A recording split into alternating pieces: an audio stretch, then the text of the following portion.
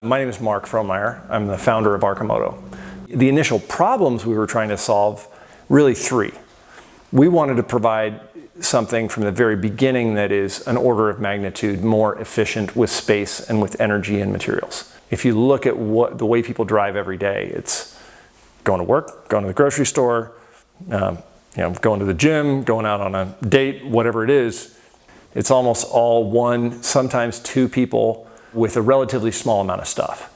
And so that's really the use case that we've been very focused on, is how do we take 90% of the vehicle trips out there and do them in a much, much more efficient way.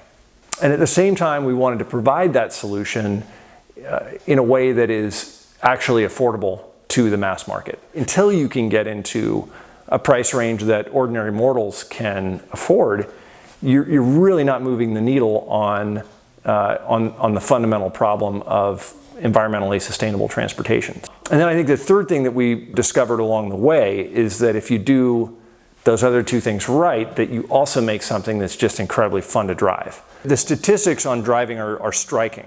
About 76% of vehicle trips are taken alone. Another about 10% are with just one other person. So that's 85% of vehicle trips. They're still taken in a vehicle that can carry 5 to 7 people 300 miles, but it's typically one person driving alone, on average 33 miles a day. And one of the nice aspects of the Arcimoto is that you can look at it and suddenly go, oh, actually, this will get me to work.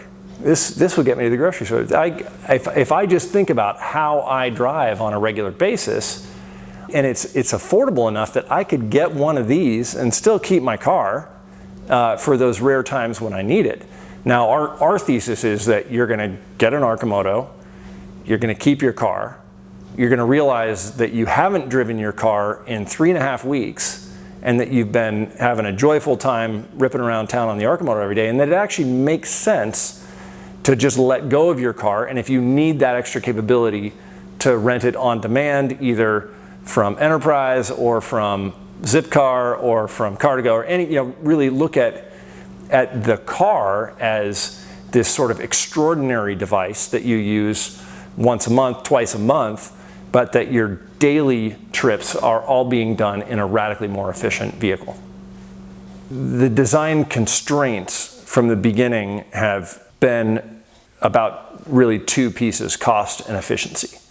And wanting to deliver something that is incredibly efficient at a low cost that still serves the everyday driver.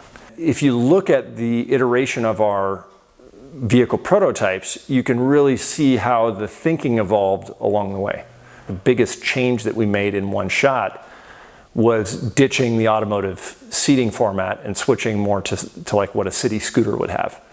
And that's what gave us a product that was comfortable for two people, had room for storage, great dual motor front wheel drive, low center of gravity, but also parked in the space that it takes to park a motorcycle. We have seen interest from everything from delivery fleets to vacation rental type fleets to mom and pop shops that rent out scooters in the Hawaiian Islands to everything in between on the fleet side. Uber wants a less expensive, more efficient vehicle so that their drivers can take home a bigger portion of the paycheck than they're currently spending on fuel, maintenance, and the vehicle itself. And so when you look at something like Uber Eats, if you're out there picking up lunch and taking it somewhere across town, especially in an urban environment where your parking is severely constrained, this vehicle lets you pull into the maneuvering zone between two cars that are parallel parked, get out, walk into the restaurant, pick up your delivery, get back on the vehicle, go to where you're dropping it off. Along the way, you're able to make great progress through traffic. You can move down parking lanes that full-size cars can't. You can make lights that other cars won't. As we get into a production stage, I think we all see a longer term vision that would include, really leveraging that for their drivers. Within 2 years, multiple manufacturers will have autonomous ready vehicles that can do take you from door to door. So the autonomous drive is right around the corner. So what we see as sort of the grand intersection is the autonomous driven vehicles, the electric drive, and fundamentally more efficient vehicle platforms. And really it's been that third area that has been Arcimoto's focus from day one. Along the way, we have really done some core innovations in the electric vehicle drivetrain, a new dual motor gearbox backbone, new focus on the electric vehicle battery. And certainly we're making a platform that is from day one going to be autonomous capable. But really when you look at integrating all of those capabilities, what you have is finally a transportation system where you hit a button on your phone, an incredibly efficient little electric vehicle pulls up, takes you where you want to go. And as a result, you have dramatically fewer overall vehicles in service. You can begin to reclaim parking lots, parking lanes. The lanes necessary for vehicle travel become smaller, and then that opens up much more of the road for bicycles, for pedestrians, for other more efficient modes of transportation. The city of the 21st century has the potential to be a garden compared to the city of the 1900s.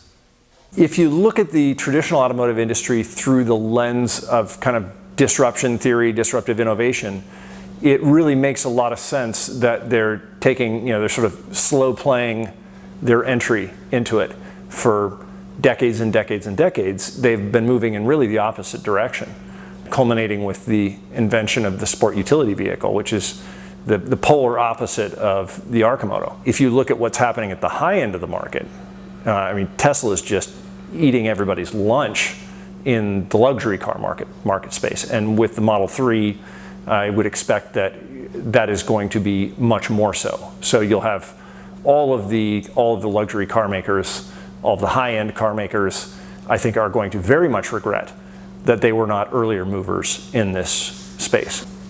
If you looked at Tesla in the early days, the chorus of naysayers was quite strong. You can go back and watch Who Killed the Electric Car and the industry pundits who said, Tesla is toast over and over and over and over again.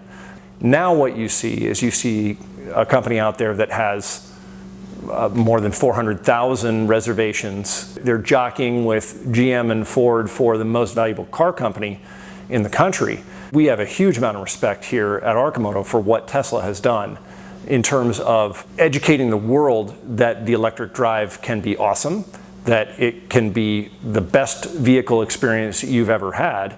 Our goal has simply been to say, okay, what is the next order of magnitude of efficiency gain? What's the next way that we can really shrink the footprint of the vehicle platform itself to deliver that amazing experience to a much wider audience of potential buyers?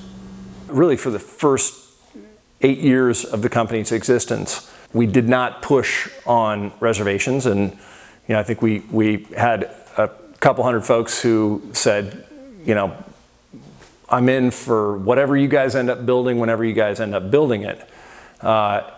Since then, we've seen almost a tenfold increase in pre-orders.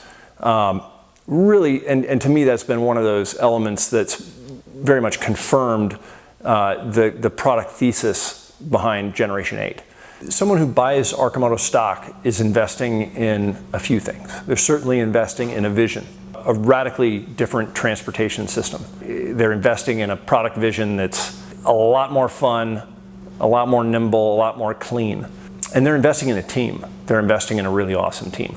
They're investing in people who are dedicating their lives to making a real solution for the world. This is an incredibly exciting time for Arcimoto. The launch of this public offering coincides with the delivery for the first time of Arcimoto vehicles to real customers and begins our push to production at ever-increasing manufacturing scale.